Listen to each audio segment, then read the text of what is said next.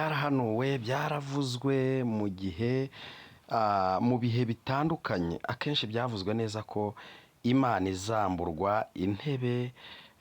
ariko amahirwe ahari nuko Satani ntabwo azagumana intebe y'Imana ku mugaragaro ahubwo igihe cyiwe ni gito ariko agikoresha vuba nk'uko muri kubona korari irimo iraririmba yambaye itoro rya Satani ryageza kuri Goma bakoze seremoni ikomeye cyane tariki 21 ukwezi kwa gatandatu La cérémonie est relative à ce dimanche 21 juillet 2024 à la grande salle du groupe panafricain se trouva dans le quartier Keshero sur le boulevard Benezet Moulay non loin de l'université libre de paix de Grand Lac et itoro rya Satani 666 ryageze Goma mu quartier Keshero hafi na kiriya kigo gikuru cya kaminuza cya ILPG ngomba ko numva mufite udushya yahageze buriya rero iryo toro ryiza iyo lancement officiel yabo bakora seremoni babatije abakristo twite abapagani babo ko barwanye Kristo babatije abantu 163 turaza kubashyiraho aka video ariko reka tugende akareba ibikorere ibintu bya Satani kandi murabona neza ko byanga byakunda 63 personnes antichrist et anti-islam ndetse kandi bigoye cyane bavuga ko icyo gihe nyine cya seremoni ya lancement officiel babonye muri rusange babonye abantu 163 uyu munsi wa none bitwa abantikristo babatijwe abantikristo nangwa anti-islam. La cérémonie est relative à ce dimanche 21 juillet 2024 à la grande salle du groupe panafricain.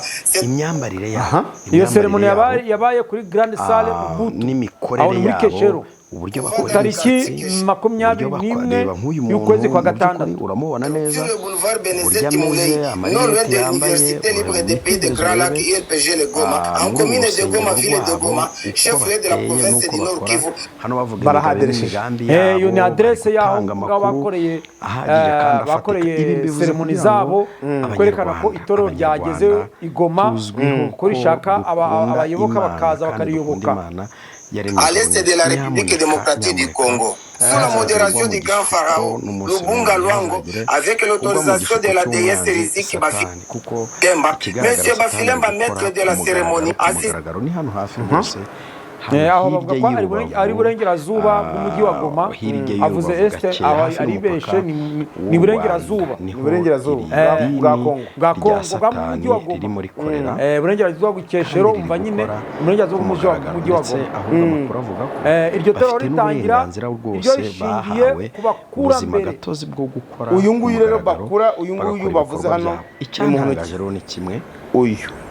la modération du grand pharaon Lubunga Lwango avec l'autorisation de la déesse Riziki Bafilemba, Monsieur Bafilemba, maître de la cérémonie, assisté par la déesse Nakai Makiza. Uzabona mu muhanda hari imana z'abagore ari wowe Lubunga bavuze ni umudamu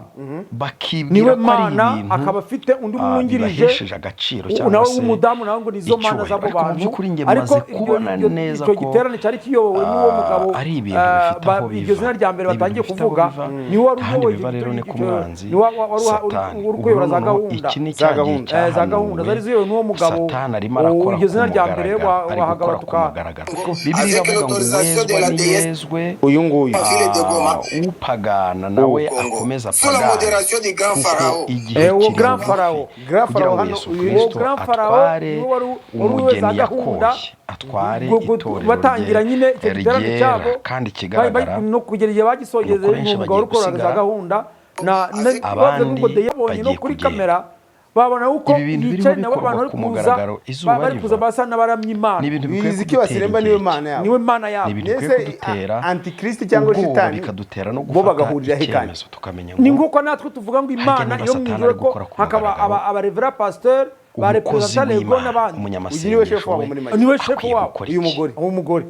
maître de la cérémonie assisté par la déesse Nakaima Kiza. Nakaima Kiza rero niwe assistante w'iyo mana. Imana ikaba ariho Riziki umwungirije rero mukuriye amazina y'ikizungu bagahita bakura nk'uko witwa Manuel izina rya Manuel ugahita barikuraho kuko nitwa Gervais nta kuryandika ni itoro ngo rihagarike n'abakurambere bagiye kwandika umwe kurundi akazana igisekuru cye kimwe nangwa bibiri amazina y'abasekuru be babiri nuko abangabo mu gihe cyo gusenga abo nibo bazaba bari ku arabamarika no kwifuza kwayo kw'iyo mana yabo Antikristo wabo abazi imana yabo unataja tate yako moya kwabo kuzatuma ubonye umwe waba ubonye umwe mu bisekuru byawe nta kibazo ariko waba ufite ubuzina benshi yaturutse mu gihugu cya Kongo nabyo ni byiza aba ari akarusho agira ishyaka akabambara ndetse n'izo nzara wibuke neza ko uyu munsi hari umuntu udashobora kwica inzara akoresheje puponkere cyangwa urwembe aragenda akajya kuzicongesha akazigira nka kuriya babakurambere rimwe na rimwe bakibwira ko ari iraha by'abisekuru bya kera nibyo ugarukiye abandi bakibwira ko ari mbese hari icyo barushije abandi kurivuyemo satani yarinjije ikizira cyamaze kwinjira nibo batangiye kwiyandika wowe nyine uwo muyobozi ikizira cyageze le grand pharaon Yesu umwami Yesu azagaruka asange kwizera ko kiri mu isi ngo ni ya page ya mbere nyine iriho kurahira n'ibindi wemeye iyo mbona ubushake bafite nkabona kuraje bafite imbaraga babishyiramo kugira ngo bahimbaze uwo mubi ariko nkabona wowe w'umukozi w'Imana urabizanamo ubwesikoro aho ngaho kurwo rupapuro urabizanamo kwitwara uko wiboneye irakubwira ko birambabaza cyane ibyo gukora kurwo rwa kabiri urandika izina abakorera satani barashishikaye ritari izina ry'ikizungu ariko abakorera Imana izina sinzi aho turi sinzi icyerekezo turimo ritari ry'ikizungu muri make Gervais ntabariho Emmanuel ntabariho tegereza urebe neza Rodrigue ubwo ntabariho n'igicuma cyuzuye amaraso ntabwo nabaryeme ndagije Imana ntibabyemeye nibabyema kazanjije ku munsi w'amateraniro yabo nimba nayita amateraniro nimba nabyita iki ayo ndi mubanzi satani barimo mbazi satani ari gukora ku mugaragaro niba bashaka tuzarubanamo itegereze y'amagome bajana basaka amazina nkayo ngayo atavuga Imana yenyewe ni abapagani izina ry'abapagani wumva aha aho rava ngo uko idini ngo ni idini ry'abanzi ba Yesu Kristo abanzi kabisa abandi banga Yesu abantu babyumve ko Antikristo cyangwa iri dini rije igoma ni idini ry'abanzi ba Kristo banga Kristo byenyewe bigaragaje mbere bajaga bihisha bakaza bavuga ngo Yesu yari umuzungu natwe turabeusi abamisiyoneri baratubesha ngo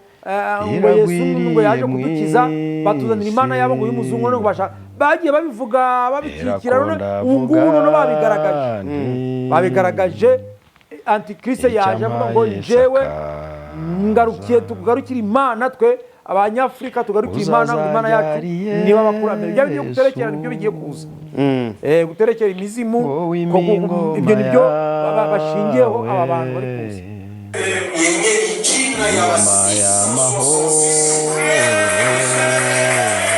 urukumva rero Imana yabo barayivuze bababwiye ko Imana bashingiyeho kare 666 babandi babatijwe rumva unyine baracuriye bakoma amashi bakomye amashi barishimye kuko Imana yabo ngiyo bemeye kuyikurikira numva ko bari mu munezero kandi na n'ubu rero iyo 163 nabo batumwe mu mujyi gushaka abandi ubu ngubu rero umva guhera tariki 21 kwa gatandatu kugeza ubu ngubu nta tuzi umubare ngugezeye ariko bigaragare ko bino bintu bishobora kubera amafaranga ariko se biteremo amafaranga wagize ngo bapfuye kuza satani yabadakoresha amafaranga akabona abantu gute ntawe yababona hano arisha bakeresha kabisa buriya amafaranga arahari abasataniste bari inyuma y'iryo torero buriya ibindi abanzi ba Kristo bose igitero barariyobotse harimo n'ibindi bavuze urakomeza kubyumva bajya bavuga ngo niba barakubesha inzoga ngo uboneye akanya ko kunywera inzoga. Reka dukomeze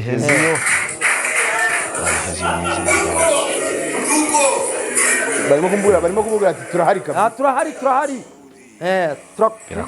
kama hawakunywaji pombe Yesu anafanya debateri leo utaikunywa. Ukumva ngo niba utara ngo abakristo barakubwiye ngo uvuga ngo inzoga akwemereye kunywa inzoga.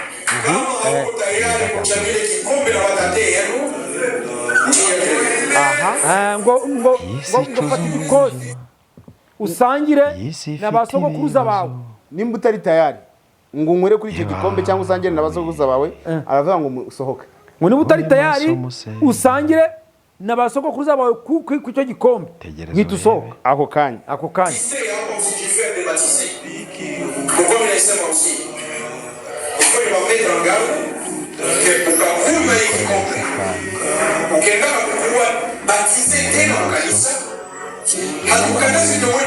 bakubwira ngo Yesu araho ariko ngo uramenye ntuhaye kuko benshi bagenda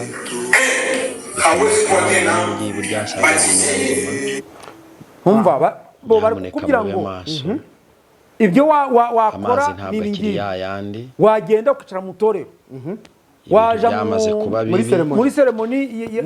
y'amakwe mu birori runaka wajamo no mu nsengero zindi wajamo. Icyo wakubuje ngiki icyambere komeza ngo turakivuga. Akambere bavuze ati ntukigere ubatizwa nicyo cyambere. Kabiri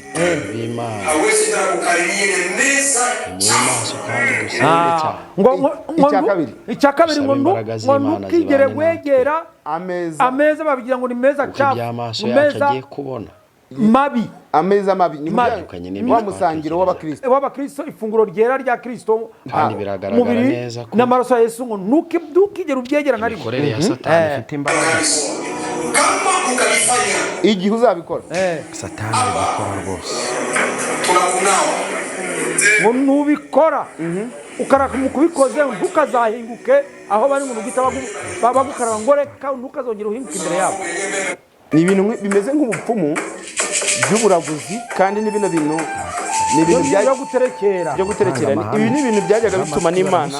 birakarira n'Abisiraheli kubera ko uburaguzi n'ubupfumu ni ibintu byatuma Imana nuko weho waba utarabibonyeho kuko ngugeranyije nanjye uratari muto. Hano imihango irimo gukorwa za mana zabo barimo kunywa ibintu bacira kugira ngo abakurikira akabido barimo kubibona banywa bacira abandi bacira. Ni abantu benshi cyane niko byakorwaga kera babaga baguhaye igikosi ngunywe. Za mana zakira ukuntu baterekeraga ntabwo wabaga wemerewe gusoma utari wasuka hasi ukabya ngo namwe imizimu yacu munywera aho ngaho bagasuka hasi bari guterekera imizimu yabo niko baterekeraga. Yajaga gusoma mbere yuko asoma yasukaga hasi. None nabo rero babigaruye ni ukuja kunywa ugacira ubwo Imana ya mizimu yabo byabisekuru byabo bikamera aho ngaho. Ariko mu bigaragara koko bigaragare ko mbere abakurambere bacu cyangwa abatate bacu bigaragare ko bakorera antikriste barabantikriste mu buryo nabo batazi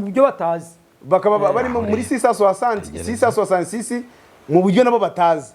babikoraga batabizi kuko icyo gihe ivuga butumwa nta ryari risa n'idahari na Bibiliya n'aya mashuri nta byari bihari aho byo guhishurwa nta byari bihari. Imana bari bazi nabo bakurambere baraba ibisekuru bya kera. Umuremyi w'ijuru wa mugore rero arimo kuvuga ijambo bakora ibya kamere zabo arimo afatisha abantu kamere abantu bagenda noneho basobanura barimo bamenyereye kureba ngo agiye gusoma noneho nibagera muri aro rusengero ntabwo bijanye n'iryo torero ngo rero amagambo yanje nsaba ko aba amagambo y'ukuri me parole de vérité